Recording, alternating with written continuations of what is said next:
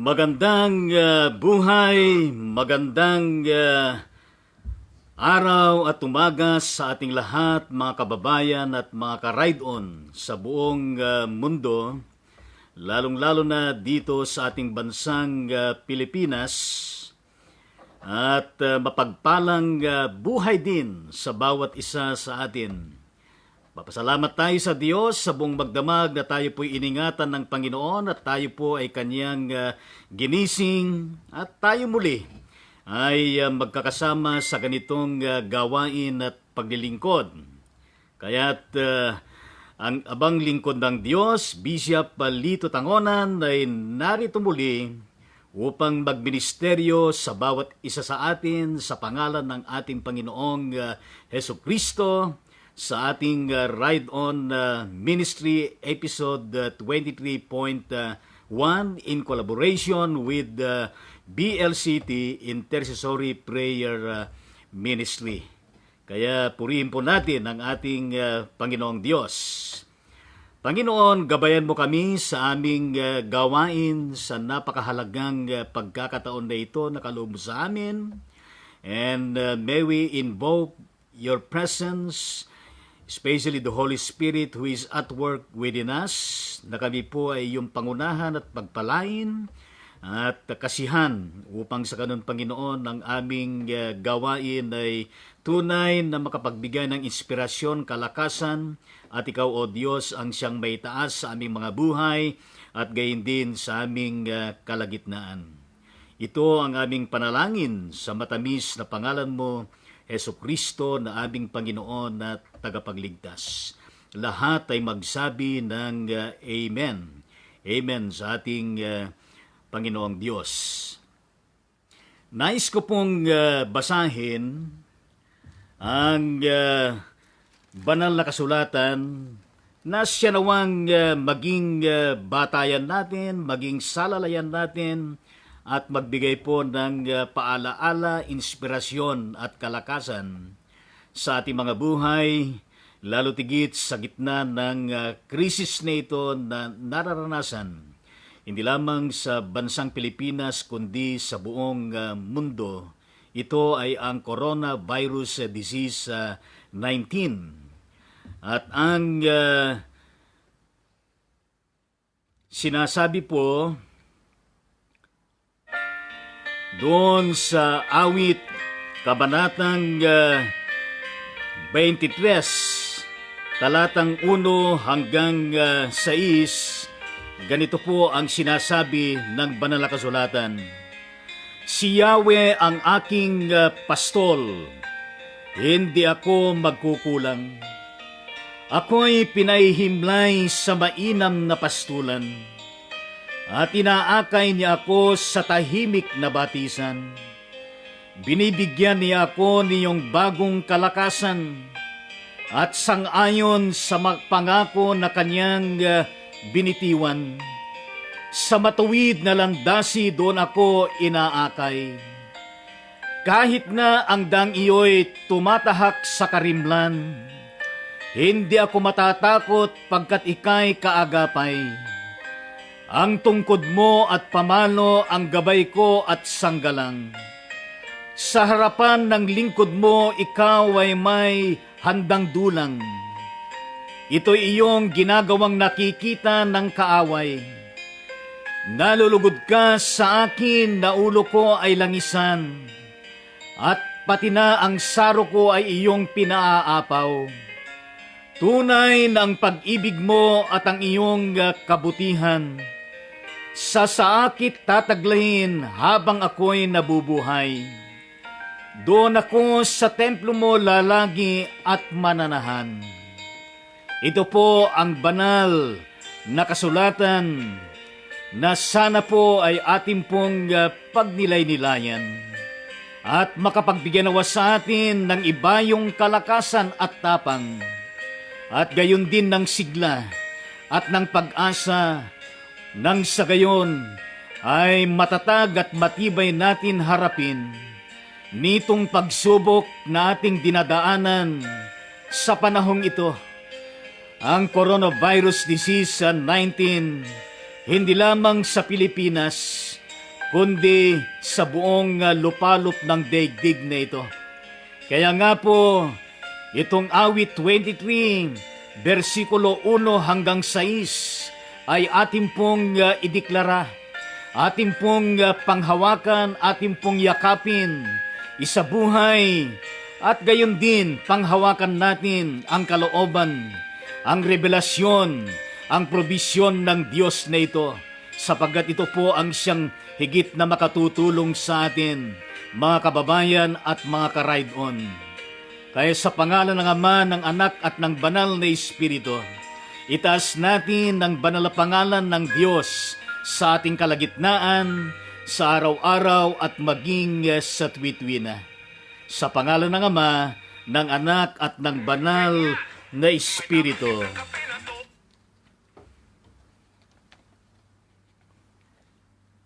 Mga kapatid at ka-ride-on sa Diyos, ang abang lingkod ng Panginoon ay tunay na nagpapasalamat sapagkat kagabi sa ating ride-on ministry episode 23 at tinignan ko po ang latest update kung ilan na ba ang narating ng episode 23 ng ride-on ministry. Ride on with Jesus Christ, ride on with His words, ride on with the sound of praise, worship, and prayer. As of 8:30 early in the morning today, ay meron na pong 10,453 na katao na narating ng episode na ito. At gayon din, meron na pong 1,700 views. Kaya purihin at pasalamatan ng Panginoon at patuloy nawa na ito ay makarating sa iba't ibang mga tao at mapanood. At hindi lamang mapanood kundi marinig lalo na ang mensahe ng Diyos sa kapanahunan ito ng krisis ng coronavirus disease 19. Kaya ating pong patuloy na purihin at pasalamatan ang ating Panginoong Diyos na siyang ating pinaguhugutan ng ating kalakasan at pag-asa sa araw-araw at maging sa tuwi-tuwi na. At kagabi ay nagkaroon po ng press conference ang opisina at kabinete ng ating presidente sa Pilipinas, na kung saan ay paulit-ulit natin na sinasabi na idiniklara, ininanonsyo at gayon din ay inatasan tayong lahat na tayo po ay sumunod, obserbahan at ating pong gawin ang deklarasyon na ito na tinatawag na Enhanced Community Quarantine for the entire Luzon. Although in other parts in the Visayas and Mindanao ay nagkakaroon din sila ng community quarantine. Nang ibig sabihin nitong enhanced community quarantine sa buong Luzon, mga kababayan, mga ka-ride-on sa ating Panginoong Hesukristo, simula kahapon ng midnight 12 midnight of March 17 hanggang 12 midnight ng April 13, 2020, yan ho ang duration ng pagpapatupad ng Enhanced Community Quarantine for the entire Luzon. At gayon din na ipinapaalam sa bawat isa atin na ang mass transportation katulad po ng buses, jeep, MRT, LRT at iba pa, mga kababayan, ay suspended. At gayon din po ang land, sea, and air travel. Ito po ay maigting na ipinapatupad na ito po ay restricted. At gayon din po ang outbound international passengers could leave Luzon within 72 hours after the effectivity of the quarantine. Kaya ito po ay nagpasimula kagabi, midnight, 12 midnight. At gayon din po na ipinapaalam at pinapatupad sa ating lahat ang strict home quarantine. At gayon din po dahil kailangan po natin ng pagkain, ang allowed lamang po ay only one person per family allowed to buy food and essential items. Sana po ay ating pong isaalang-alang ito. Yan po ay nakuha natin doon sa ilang news ng ABS-CBN. Ano po? At dahil tayo po ay nasa panahon ng intercessory prayer, mga kababayan at mga ka-ride-on, ay ating pong isalang-alang ang mga bagay na ating pong dapat na ating pong ipanalangin sa ating Panginoong Diyos. At bilang ating pong katapatan sa pagtupad ng ating mga tungkulin sa ating Panginoong Diyos, at ito po ay napakahalaga na ating pong isa sa katuparan. Kaya tayo po ay manalangin. Unang-una po, manalangin po tayo sa ating kinalalagyan. Isama po natin sa panalangin nitong enhanced community quarantine in Luzon. Ano po, simula kagabi midnight, alas 12 ng March 17 hanggang April 13 itong taon na ito midnight. Kaya tayo po ay dumulog sa ating Panginoon sa diwan ng panalangin.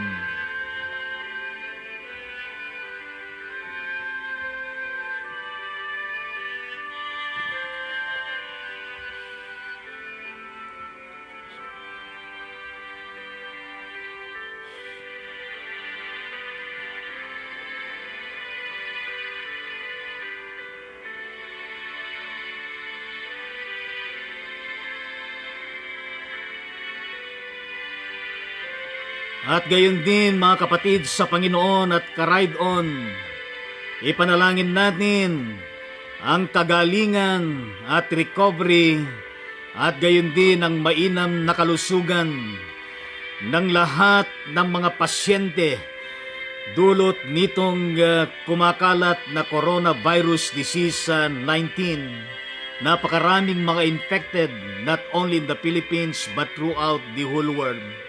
At kasama na rin ang napakaraming mga tao na nasa panahon ng quarantine upang sila ay maisalba ang kanilang mga buhay. Kaya isama po natin ito sa ating mga panalangin.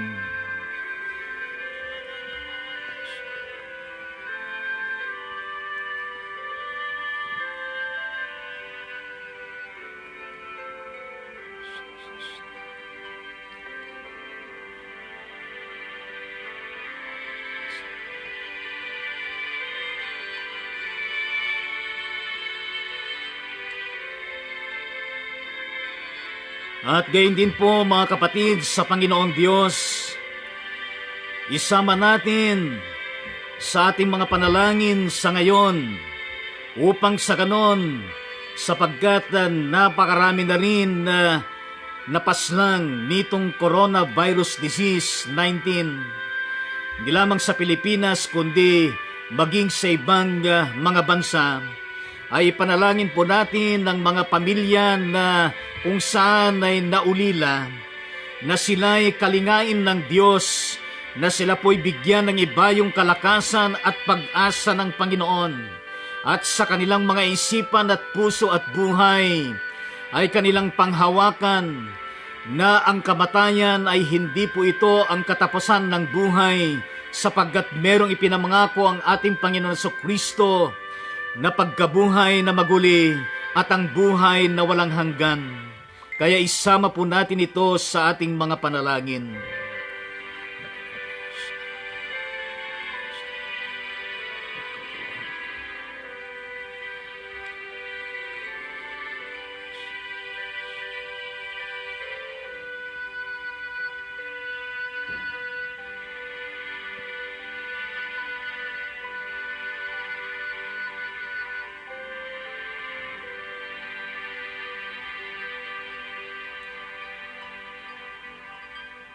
At gayon din po mga kababayan at mga ka-ride-on sa ating Panginoong Heso Kristo.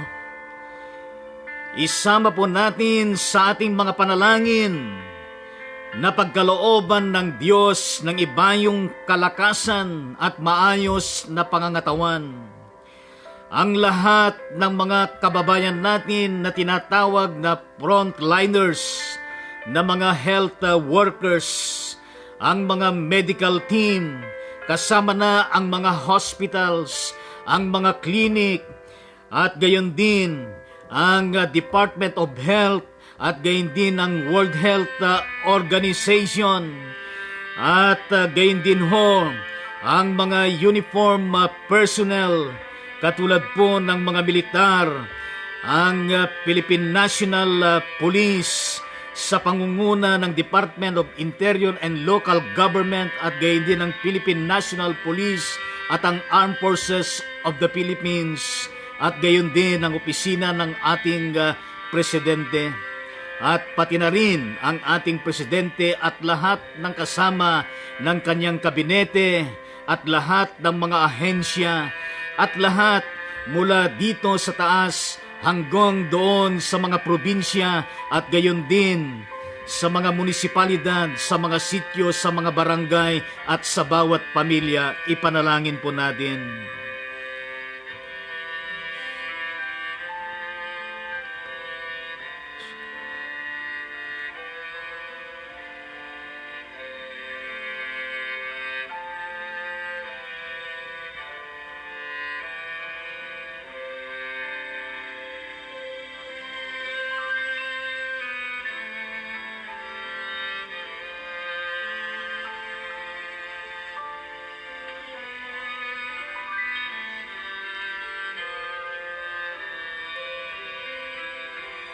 At gayon din po mga kababayan at mga ka-ride-on sa ating Panginoong Diyos, ay isama natin sa ating mga panalangin na sa panahong ito ng krisis dulot ng lumalaganap na coronavirus disease 19, tayo po ay magpanalanginan, tayo po ay magkaisa at magtulungan, at higit sa lahat ay magkaroon ng disiplina ang bawat isa sa atin upang tunay nga na tayo po ay manangan sa Diyos, at gayon din upang sundin at tuparin ang ipinag-uutos ngayon ng ating pamahalaan, itong enhanced community quarantine in Luzon, at gayon din sa iba't ibang dako sa buong mundong ito.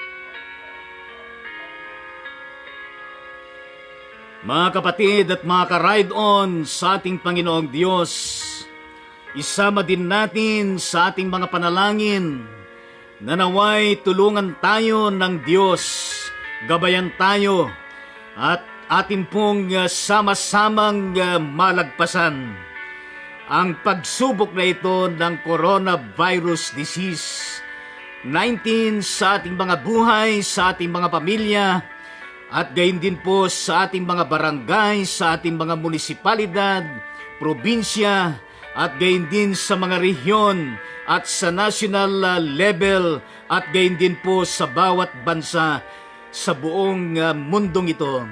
At ang Diyos na ito, na ayon sa binasa natin kanina na awit 23:1 hanggang 6, ay dulutan tayo ng Diyos ng ibayong kalakasan, ng pag-asa, ng matibay at matatag na pagtitiwala at pagsunod at pagpapailalim sa Diyos, sa kanyang kalooban, at gayon din sa kanyang naisin. Manalangin po tayo.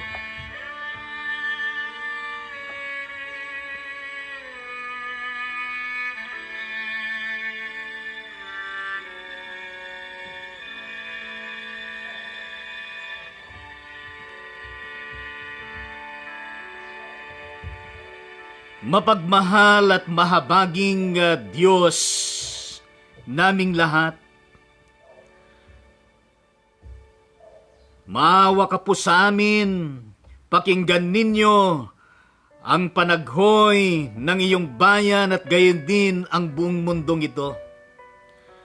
Nanawa, O Diyos, kami po'y inyong patuloy na gabayan at tulungan upang maalis sa aming mga isipan at puso ang takot, ang pagpapanik, Panginoong Diyos, nang kami ay maibsan ng inyong mga salita at mga pangako, upang kami, Panginoong Diyos, ay patuloy na magbayanihan, magkapit-kapit bising, magpalakasan, at maging daluyan kami, Panginoong Diyos, ng ibayong kalinga na nanggagaling sa inyo, Panginoon. Narinig mo lahat ng aming panalangin. Aming Diyos, aming isinasamo sa inyo, na naway inyong pakinggan at inyong pairugan, Panginoon. Sapagkat alam namin na ikaw ang tagumpay, ikaw ang siyang pinakahigit na solusyon. Ikaw, O Diyos, ang pinanggagalingan ng aming kalakasan, ng aming pagtitiwala, ng aming sampalataya, at gayon din, Panginoong Diyos, ang katagumpayan ng lahat, laban at sa aming naisin, na naway sa madaling panahon ay tuluyan na masugpo, mawasak at maalis ang coronavirus disease 19, in the mighty name of Jesus Christ, our Lord and Savior.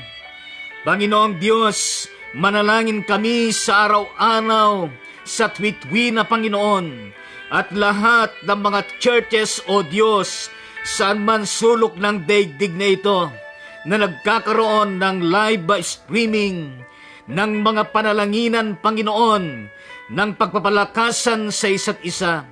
I-bless mo lahat, O Diyos, nang ang lahat ng mga ito ay maging daluyan, Panginoon, ng patuloy na probisyon at revelasyon mo, at kasama na rin na aming naipapalaganap ang mabuting balita ng kaligtasan sa gitna at sa kabila ng mga krisis na nangyayari katulad nito.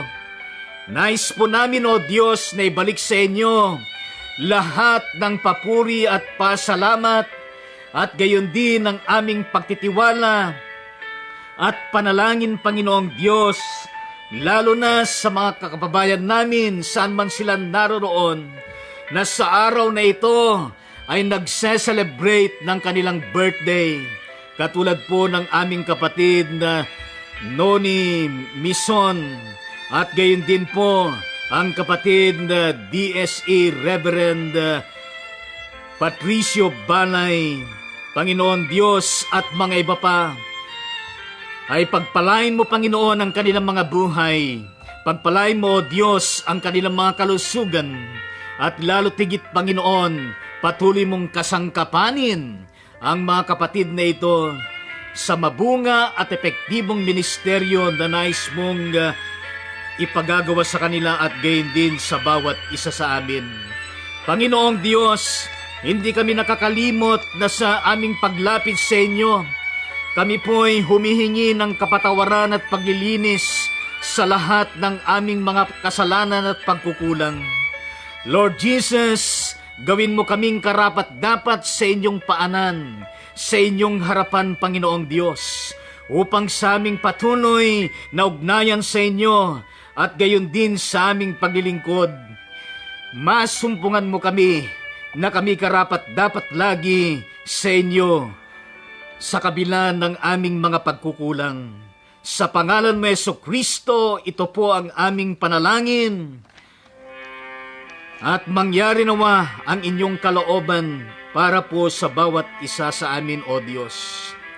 Ngayon, tanggapin natin lahat ang napakasaganang pagkapala ng Diyos Ama, ang patuloy na pag-ibig, grasya at pagliligtas ng ating Panginoong Jesucristo, upang sa ganon ay mapaglabanan natin ng sama-sama at tuluyang mapuksa ang coronavirus disease 19 at gayon din ang pakikipisan, tanglaw at paghahari ng kanyang banal na espiritu sumaating lahat, sumaating pamilya, sa ating munisipalidad, sa ating probinsya, sa ating rehiyon, sa ating buong bansa, at gayon din sa bawat bansa at sa buong mundong ito.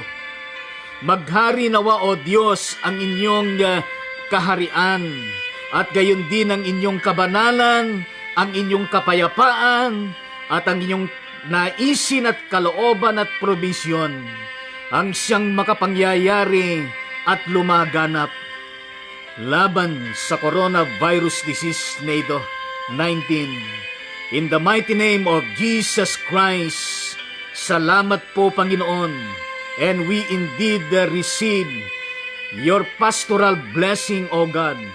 In Jesus' name, Amen. Mga kababayan at mga kapatid sa Panginoon, magpatuloy tayo na maging matatag at magpanalanginan sa isa't isa. Salamat po sa ating pakikiisa, sa ating Ride On ministry, Ride On with Jesus Christ, Ride On with His words, Ride On with the sound of praise, worship, and prayer in collaboration of BLCT, Intercessory Prayer Ministry. At itong gawain na ito, mga kapatid sa Panginoon, ay tuloy-tuloy. Habang merong coronavirus disease 19, bawat araw alas 9 ng umaga, pero sa araw ng linggo ay alas 10 ng umaga, at yung araw ng Lunes alas 9 ng gabi. Maraming salamat po at pagpalain kayo ng Panginoon. Huwag tayong mawalan ng pag-asa. Masusugpo at tuluyan mawawala ang coronavirus disease na yan. And we continue to declare and claim the promise of God that He will never leave us nor forsake us. Mas higit na malaki, makapangyarihan ang ating Panginoong Diyos na nahayag sa pamagitan ni Jesucristo at sa pagkilos ng kanyang banal na Espiritu. Kaya patuloy tayo, mga kapatid sa Panginoon, that in the midst of crisis like this, we still have the joy of praising and worshiping God. We have still the smile within our facial expression, at naroon pa rin ang diwan ng ating pananalangin sa ating Panginoong Diyos. At gayon din po ang palagian pagsama-sama upang magpasalamat sa ating Panginoon.